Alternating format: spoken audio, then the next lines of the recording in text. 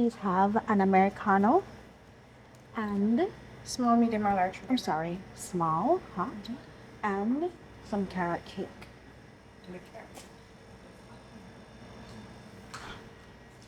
Yeah, that's it.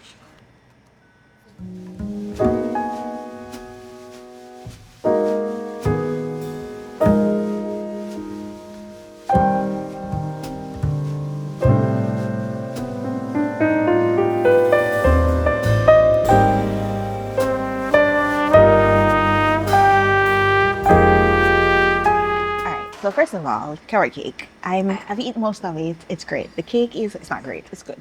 The cake is really good. Nice cake texture. The bottom is a little bit burnt, but I'm not like knocking them for that. But you see, this icing, it is not cream cheese. I don't love it the best. It is icing case icing. Okay. But what is saving this cake is I can taste carrots. There are carrot pieces here. There are carrot pieces in the cake. You can even see the green parts of the carrot. And I love that. It tastes like I'm eating vegetables with icing sugar. I'm gonna give this cake a 3 out of 5, which is not bad. Just like my book ratings, a 3 out of 5 are good. I mean, I don't need everybody to eat this cake. The more you get into this, the icing is very, very, as we would say, cloying. But the cake itself is really good. And then the coffee, oh my God. The coffee, it's strong, it's nice. It had the nice foam on top. I won't say where, but you know the other day, I went somewhere and they tried to give me an Americano and it didn't have, it clearly was not freshly ground. You can tell when it's freshly ground. And then she had an attitude and I'm not the kind of person who's like, can I have this made again? But if I am coming here to rate, clearly, I mean, they don't know I'm coming. I mean, they do because I tell them I'm going to rate them. But anyways, give me a freshly made coffee, please. Don't give me what's left over in the machine. Anyways. Hello, I'm Adrienne. How are you doing? It's the end of Q1. It's actually crazy. Like, it was just December, the year just started, and it's been 3 months. This is month 4, and that's actually insane, okay? In this time, would you believe it or not, I have read 50 books. By the time you're seeing this, I've read 50. So far, we've only talked about, what's that, 4 times 6 is, well, not counting the 10. Yeah, the first episode is 10, which was the top 10. And that was from last year, so that doesn't count. So 3 times 6 is 24, we've talked about so far. But I'm actually at 50 books because January was really strong for me. And that's my coping mechanism. If you didn't know, that's how I get by in this life with everything else going on. So anyways, we're back. Let's talk about the first book. The first book is A Love Letter to Whiskey. A Love Letter to Whiskey, okay, and it has like a very strong cult following for some reason. It's about this biracial girl, black and white, and she has this childhood friend, this white guy, and they fall in love, and over time, like, they keep having close encounters of being together, and they just end up with somebody else. It happens like 3 times in the book, so it's just, will they, won't they? And I'll tell you, it just is the peak of young love and emotion, and for that reason I gave it a 2.5 out of 5 because I see how a certain demographic read TikTok, book talk. Nothing wrong with that, but I see how it can touch them. But at this stage in my life, I'm like, girl, like, this is clearly not healthy. For this amount of back and forth, I'd rather be by myself. But this is at the stage where you're not at that level of maturity yet. Okay, you still think that love conquers all and are not being very practical. So I feel it's not pessimistic, it is just reality. Okay, this back and forth and to and from, and I'm dating you and then I'm dating someone else because you never available. But anyways, it's fine. You know what? Love conquers all in the end. They do have their happily ever after.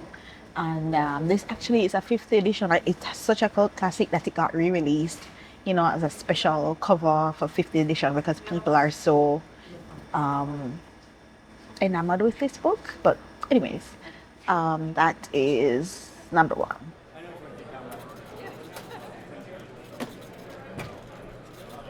Okay, so the next one is River Mumma by Zalika Benta Reid.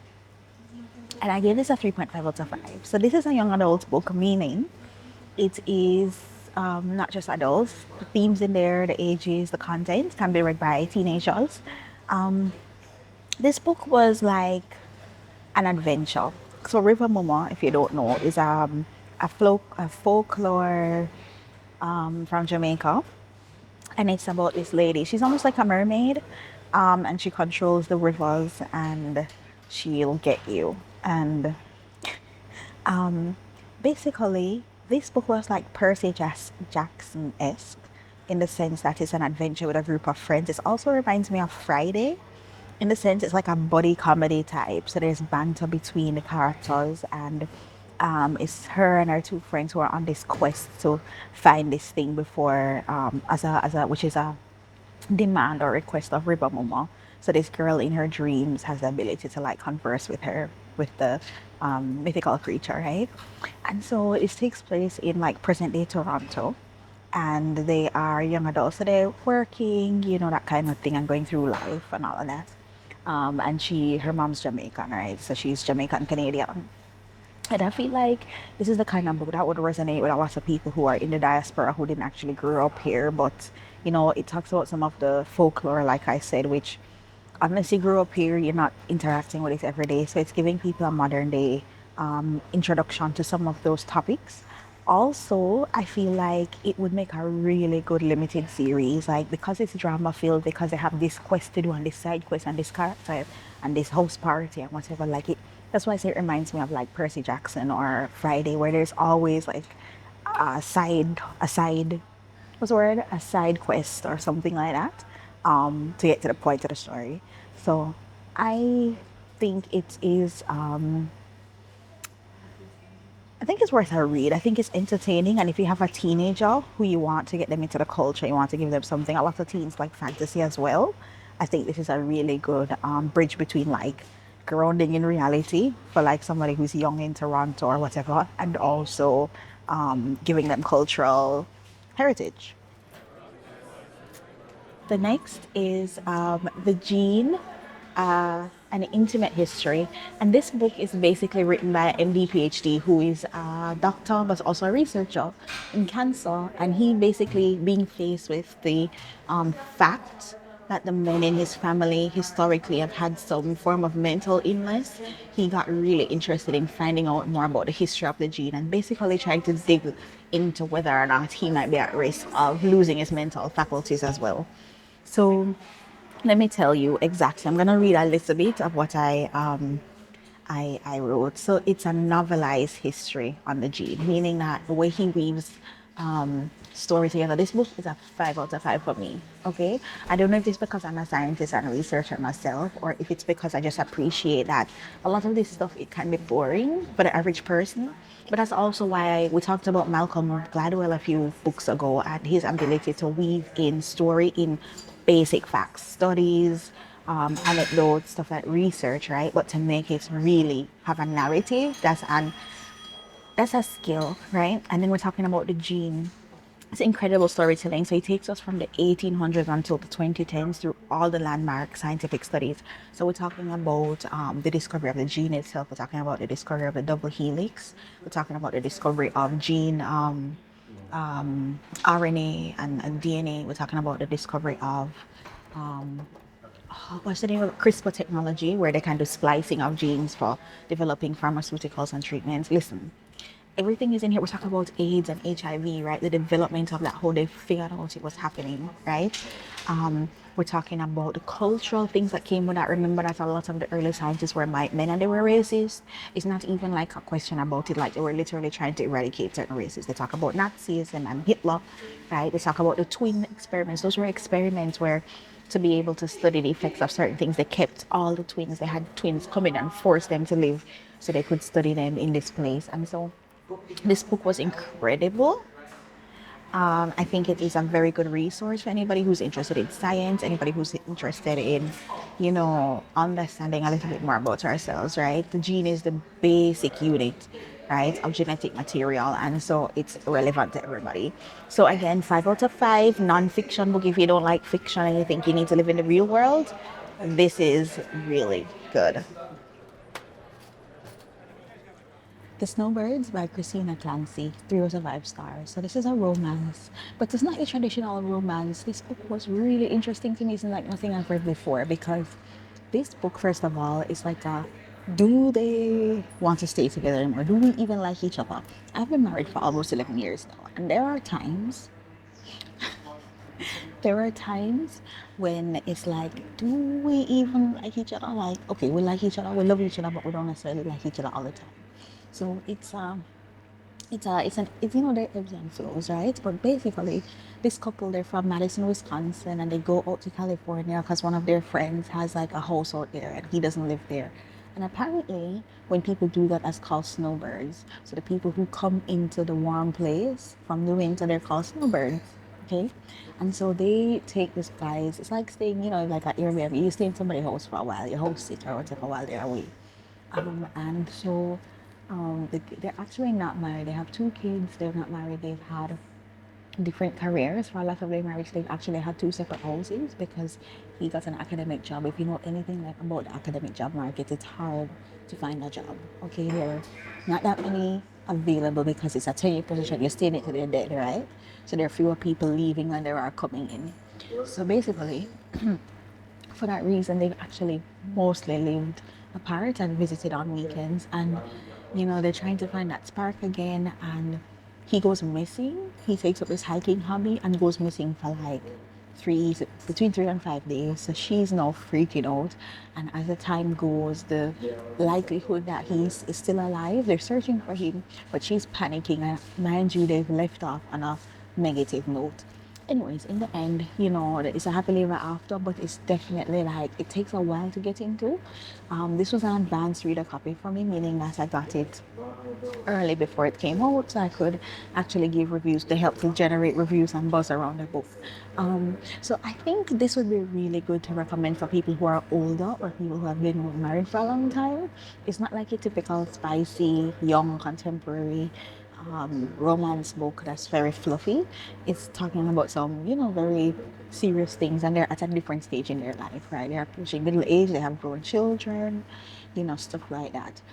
So it's definitely a unique perspective, and that's why I really respected this book. But it did take a while to get into. For that reason, it's not like the most exciting, to read, and it definitely picks up as you go along.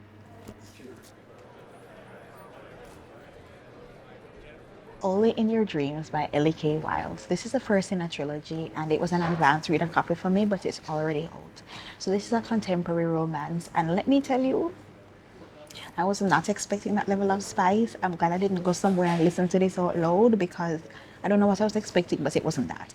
Mind you, I also don't read the backs of books. I just dive right in. But yeah, if you want spicy and unexpectedly, like, you're gonna get it with this one.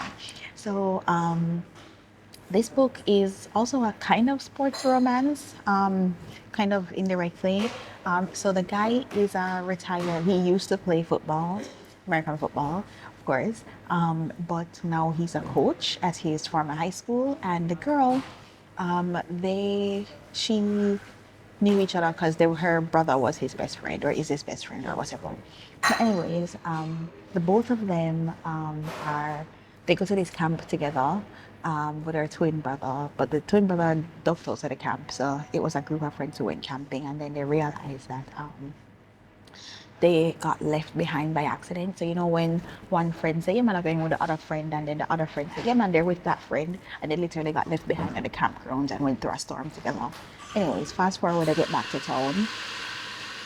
She recently left an abusive relationship. The guy was a master manipulator. So in this, there's a lot of character growth in the sense that the girl is finding herself again with this guy that tried to manipulate her and was choosing what she dressed and what she wore and making her feel bad about everything about her life for years. And everybody else, he alienated her from her friends. So in a way, this actually, for being a contemporary romance and a spicy one at that, it had a lot of things to say about things that can go wrong. And I think there's some lessons to learn, which those are some of my favorite fiction books, are the ones that actually have something to say and like some learning lesson from somebody else's story, even though it's fictional.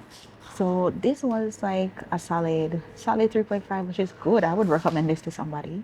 And the second one is coming out. later in the year or maybe next year. But I got a copy of that one as well, so I'm gonna read it and then we'll see how that second one goes. All right, so yeah. So this is called Modern Lunch, and let me tell you, 100 recipes for assembling the new midday meal, a cookbook. This was a really good book for me. All right, let me tell you my problem with cookbooks. My problem is usually the recipes aren't just aspirational. They're like, I can't make this. I don't have the things. I don't have the access. This had a really good mix, right? It had a balance of things that are aspirational and also everyday things.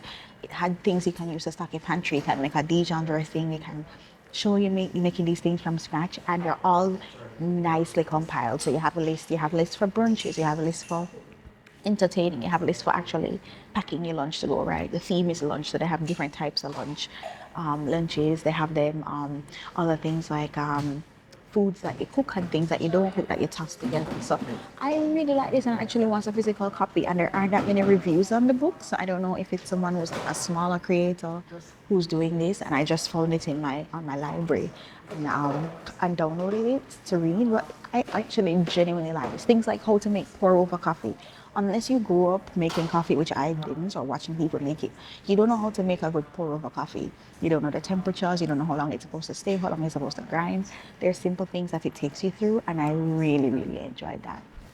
So, in terms of this coffee shop, I give this coffee shop honestly, I give it a 4 out of 5, mostly because of the environment. So if you want somewhere that's really lit, in terms of lighting, very good lighting, you want somewhere that you can get meals as well as coffee.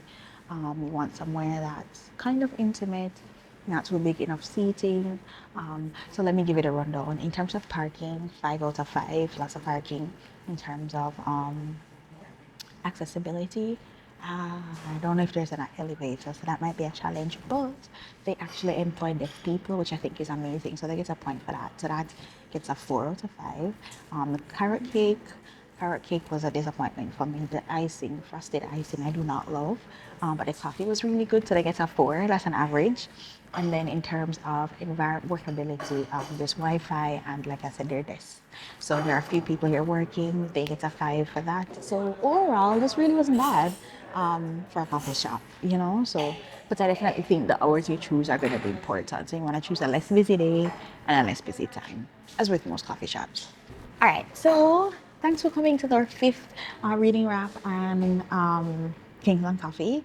I hope that you come for the next one and look at some of the previous ones too, because they're good.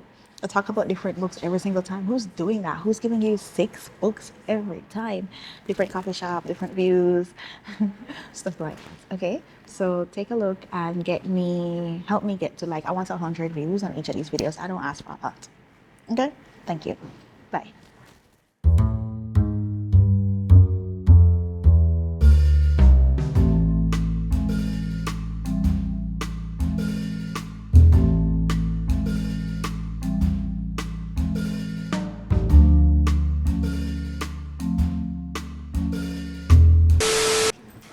Oh, My name is Tiffany. Subscribe to Adriana Books Coffee Shop.